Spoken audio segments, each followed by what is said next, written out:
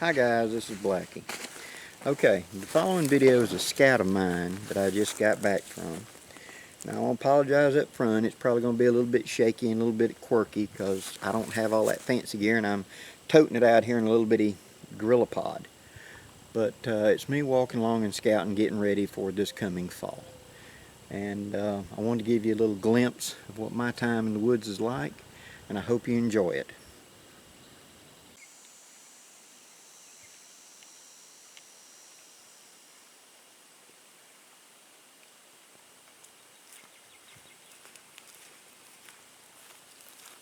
Hi guys, it's Blackie, and today I'm out on this little scout.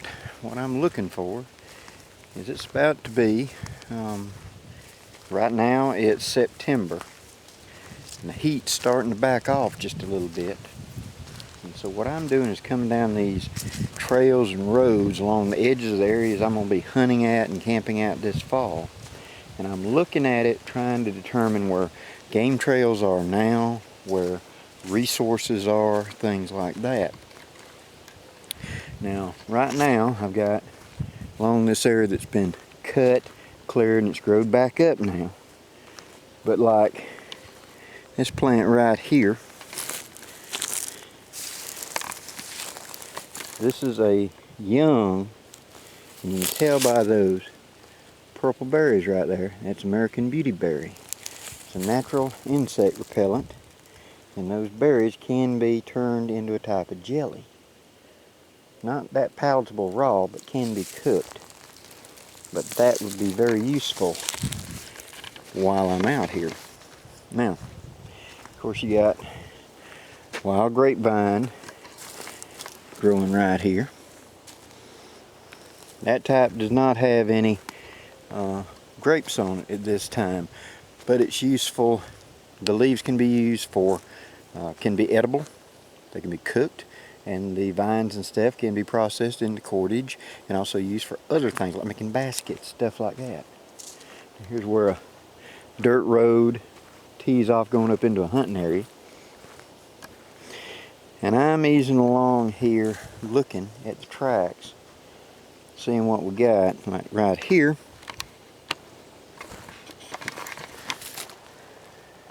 bird tracks, got a possum track, several right in here.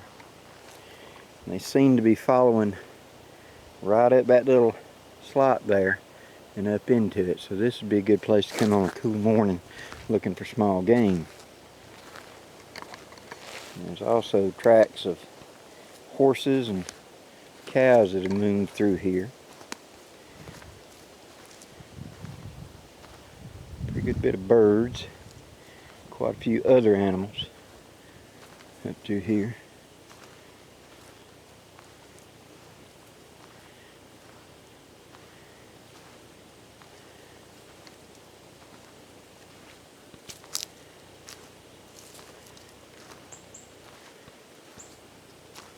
Of course, you got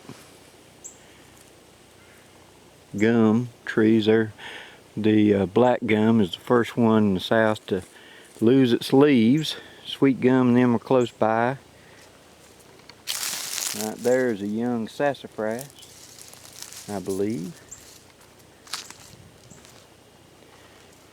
So I'm easing along looking to see what is going to be available.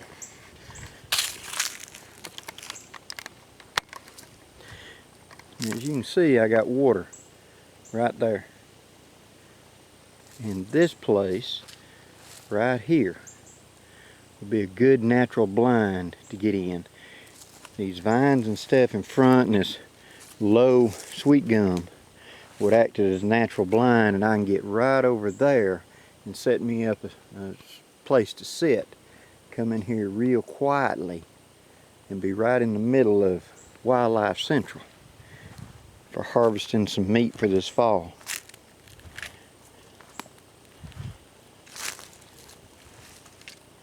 Now this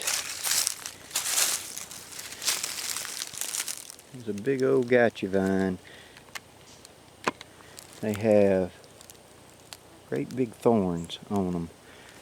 Now of course it's one of the briar type or sumac, but you see all of these long vines right here of those thorny gotcha vines. We call them gotcha vines because you start trying to walk through the woods and it catches you and you say, you know, it got you. You got to stop. That type deal.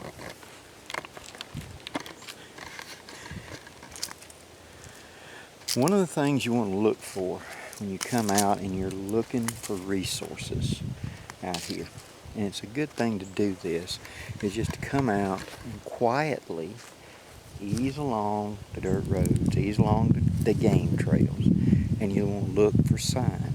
Now, what is sign? Cuttings.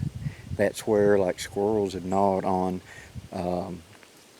pine cones and things like that, or walnut hulls, or black gum hulls, or black walnut, things like that, and left them laying on the ground. That's a dead indicator that you got small game, edible small game in the neighborhood. Hickory nut.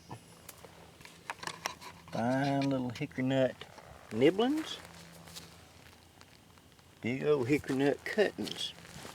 Now, you can look at the cuttings and it'll tell you what did it. Look how big that is. It's busted off and how those bites. That's a fox squirrel. If the bites were smaller, it could be a gray squirrel. But you can tell the way the bite marks are where they're biting out. This has got a broad bite because you see how big the nut is. And he's able to take like a quarter bite like that and bust it together. Whereas a gray squirrel would have to grab this corner right here and gnaw a hole. Now if you get one like this and there's a hole gnawed in it, about the size of any thumb, that's a chipmunk. A little bitty small one, he has to gnaw a hole. He don't have a big enough bite. But this is right at the base. This big old hickory tree. So, and there's lots of cuttings right here. We call it a cutting tree. And that's where you go sit on a cool morning when you're looking for squirrels and gravy. Looking for deer tracks, looking for hog tracks. Now, as you can see right here on the edge of this water, that's been cleared out right there. And of course, probably during the summer, people gone there to launch boats in here or something, canoes or something, to go back in them back areas. But it also could be a gator slide in there. You gotta look. Just because you see at the edge of water a nice clear area coming up 2 or 3 feet wide, that might not be a boat landing. That might be a gator landing down here. Our gators do not go hibernation. They kind of find a place and kind of chill out for a little bit, but they don't truly hibernate. So you could find them any months of the year. In the dead of winter, they're going to be up under a bank or buried in muck or something somewhere, trying to stay warm. They kind of shut down when it gets cold, but they truly don't hibernate. And I have been along the edge of a slough or something like that before and think, well, you know, it's dead of winter, I ain't got to worry about it. And was coming up to fill up a canteen, and the water was clear enough I could see about 6 foot out, and there was about a 6-7 foot alligator laying there on bottom. The water was warmer, and so he was sitting there probably waiting for a catfish or a turtle to come by. It would not have been a good thing for me to go and just get on my knees right in front of him. He may have stuck his head out and thought, hey, a blackie will be tasty. You never know. And look at this.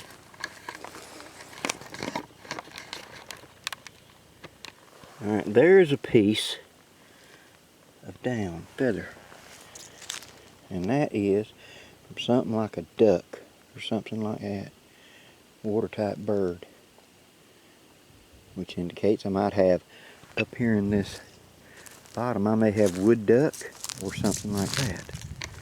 So by easing along quietly and listening, see, and don't, you hear my footsteps, crunch, crunch, don't do that. Take a few steps and stop. Find a shade of a tree like I just stepped into and quietly scan the horizon.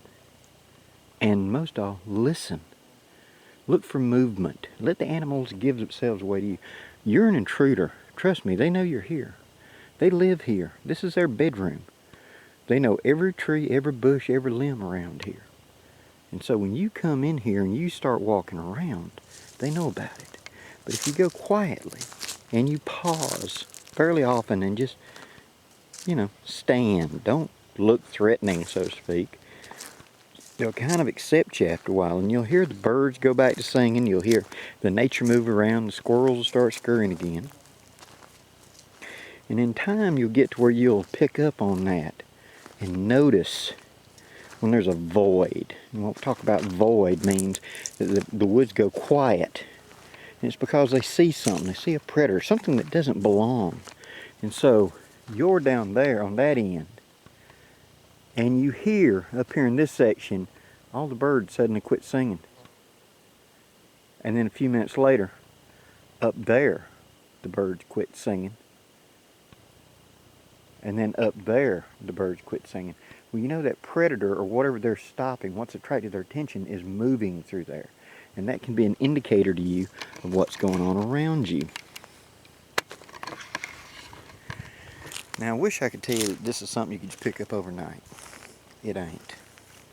I have spent a lifetime doing this stuff, and I am still purely an amateur compared to the old woodsmen that were my uncles and grandfathers and things like that.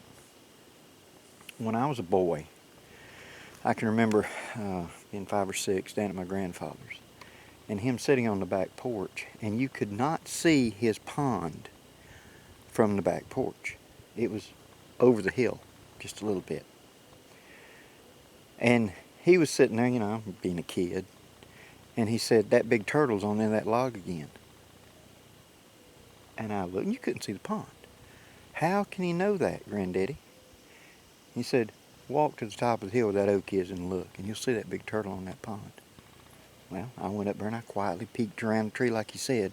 And sure enough, there was that big old huge snapping turtle on the end of that log. Well, I thought later on, he just knows it gets up every day when it suns or something. But no. When it got up there, these crows would start scolding it because they like to light there. He liked to eat his meals up there, that turtle did, and so he'd leave scraps. And they wanted to land and eat the scraps. So when they saw him, they're kind of scolding him like, "Go get something to eat, go get something to eat." And so Granddaddy, hearing that scolding, knew that turtle was on that log and that he hadn't hunted yet.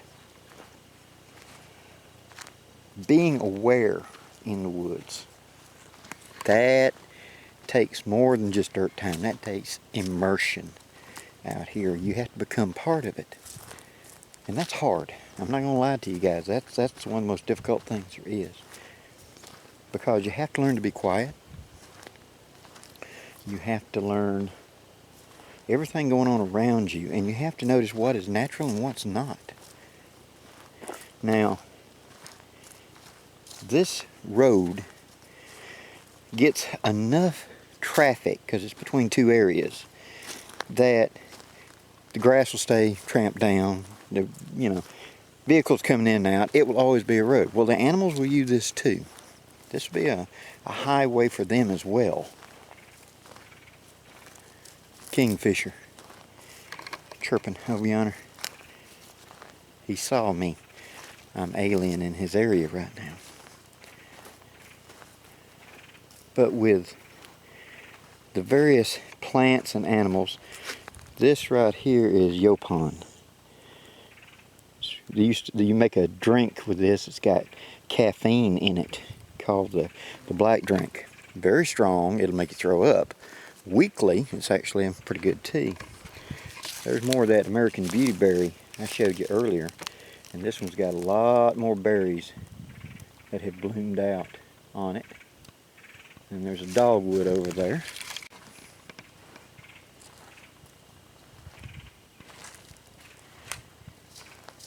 Now what this is a pathway between two distinctly different kinds of environments. Up here, over that ridge, is an agricultural field. Now it does not plant a food crop, it plants cotton. These woods were burned off early in the year, or actually last year, I think, end of last year. And then over here next to the water, they burned it off recently. Now, right here, hold on.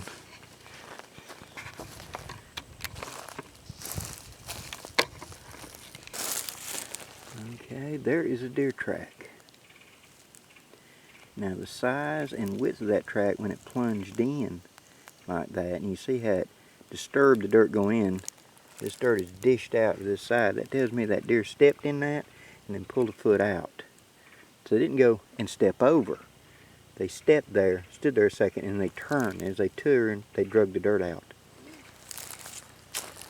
So it turned and went that way rather than proceeding down this way. And you see how that's been burned out and cleared down there. Got a turtle on the log down there. I don't know if I can zoom in on the turtle on the log.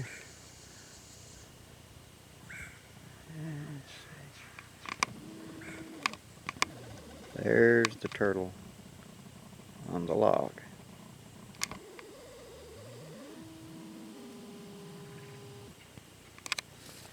Now what I'm finding, what I'm most looking for right now, I'm looking for hog, I'm looking for deer track. I'm looking for how much human activity do I see on the road. Not the vehicles going by. Human activity, footprints, how much garbage is thrown out. Is this a place that the teenagers are coming and parking at night, raising hell? That would screw up the local deer hunting. There's more of that Beautyberry. It's all over the place down here.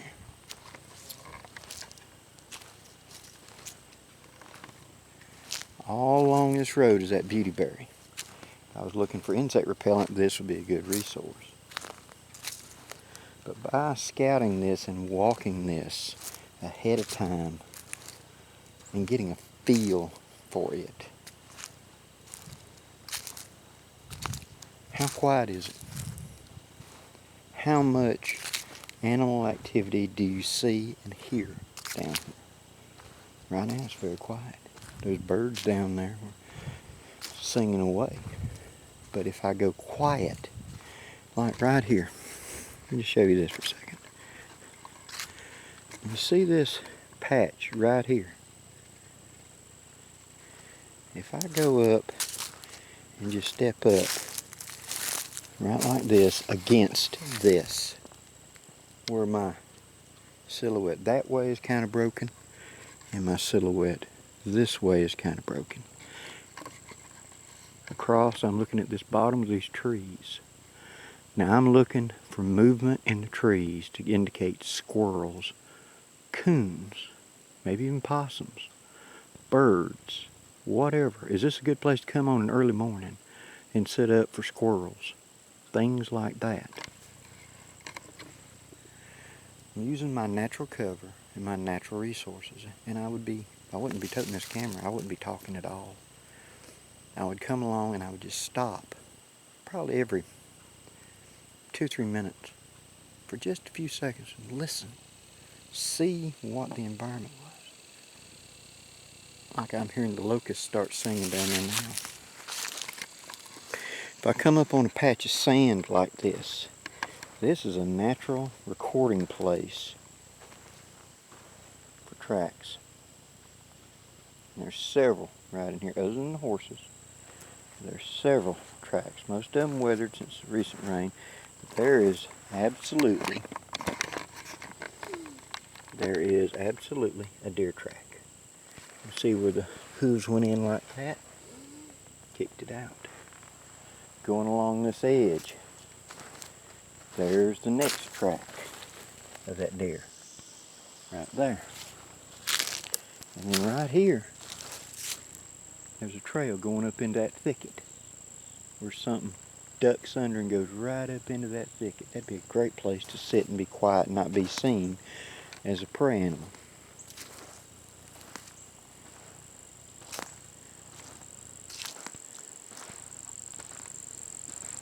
In fact, that would be a good bedding area right there. You've got bracken ferns, you've got American Beautyberry, which are edible to them. You've got plenty of places that's held up so that you easily go underneath and be able to lay down and be like under a camouflage net. There may be a deer in there right now. There may be multiple game species in there right now, quietly listening to me go by. Now we get here, and this is an indicator to me. These plants, that means water. You can see the way this hill tapers right here, going across the road and down into this area with all these ferns. This is a waterhead right here. This is where a water table is flowing out. And if I was looking for water, let's say that large body of water down there was just so scummy, so condensed, I didn't want to risk it. This would be where I'd want to look for water, because water is right yonder between those trees. I could come here and probably dig down no more than a foot and a half, and I'd strike water coming straight out of the ground. It'd be a lot easier to disinfect and take care of that water than it would be to do the other. And then sitting right yonder out in the middle, see if I can zoom in on it. That is a big old tree stump that's been burned over. $5 says that is a fat lighter stump because it didn't burn all the way, but it charred that heavily. That's a dead pine tree. That's probably every bit fat lighter. If I was looking for a fire source to get me some fat wood, right there. So, going on a scout and looking for resources. I want to walk the trails and the roads with an eye like an animal. I want to look for places to get out of sight. I want to look for little trails. When I find the trail that I want to kind of mentally, okay, yeah, the big, look around, mark it. Better yet, draw a sketch map and show where, hey, that's a good spot there, and I want to look there. Because as this terrain radically changes, as we make the transition from summer to fall, and fall to winter, and then dead winter to spring, this will open up or become denser. It will change, and your environment is dynamic, so you should change with it. Your tactics may have to change depending on what you want to do. As I said, I'm looking for resources right now because I'm going to be down here this year. I've already seen quite a bit of deer tracks. I've seen sign of quite a few small game animals like squirrel, rabbit, etc. Lots of bird sign down in here. And so this would be a good area for hunting, for gathering. I have also seen American Beautyberry. I've seen spiny lettuce. I've seen wild grapevines. I have seen resources I can make baskets, resources I can make cordage, resources I can make fire, fat lighter stumps, water sources. Water sources that are relatively uncontaminated, where I just got to dig a little coyote well and I got water.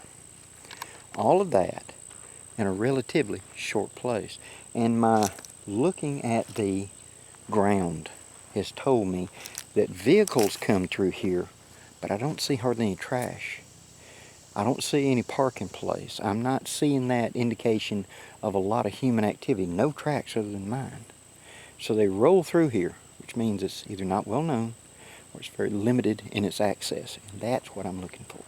Because when I set up there or over there this fall, and I want to set up a camp, I don't want to have 1,500 four-wheelers running by every 5 minutes. But this could change. So I have to be ready to adapt. I come out, I look at it, I make my mental map, I make my plan, and then I come out for the camp, for the hunt, for the whatever. I gather my resources, I know where I can get them. I become more and more in tune with my land, and I become more and more in tune with the nature of my land. How the animals interact, how they sing, make noise, go quiet. Right now, in the distance, I know you probably can't hear it, but I can hear a motor of a car. 2 or 3. I hear the wind in the pines. And then right over there,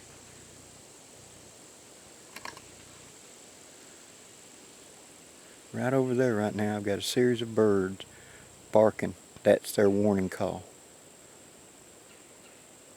There, and then further down, probably a small predator like a fox or something like that moving through over there.